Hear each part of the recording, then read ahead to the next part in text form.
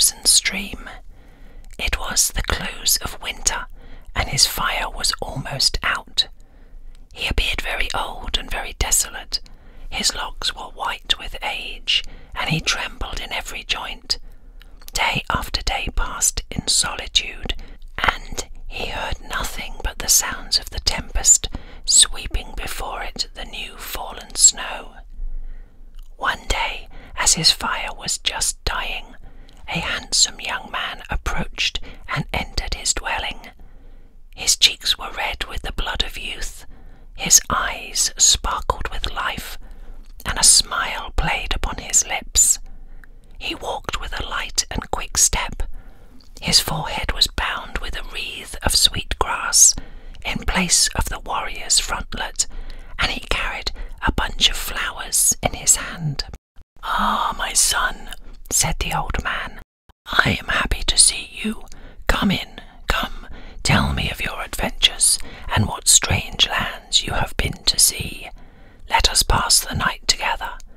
I will tell you of my prowess and exploits and what I can perform. You shall do the same, and we will amuse ourselves." He then drew from his sack a curiously wrought antique pipe, and having filled it with tobacco rendered mild by an admixture of certain dried leaves, he handed it to his guest. While this ceremony was attended to, they began to speak.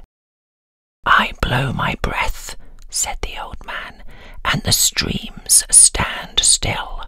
The water becomes stiff and hard as clear stone." "I breathe," said the young man, "and flowers spring up all over the plains." "I shake my locks," retorted the old man, "and snow covers the land. The leaves fall from the trees at my command, and my breath blows them away.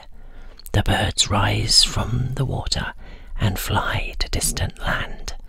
The animals hide themselves from the glance of my eye, and the very ground where I walk becomes as hard as flint." "I shake my ringlets," rejoined the young man, "and warm showers of soft rain fall upon the earth. The plants lift up their heads out of the ground like the eyes of children glistening with delight. My voice recalls the birds. The warmth of my breath unlocks the streams. Music fills the groves where I walk, and all nature welcomes my approach." At length the sun began to rise. A gentle warmth came over the place. The tongue of the old man became silent. The robin and the bluebird began to sing on the top of the lodge. The stream began to murmur by the door, and the fragrance of growing herbs and flowers came softly on the breeze. Daylight fully revealed to the young man the character of his entertainer. When he looked upon him, he saw the visage of Peboam, the icy old winter spirit. Streams began to flow from the old man's eyes. As the sun increased, he grew less and less in stature, and presently he had melted completely away.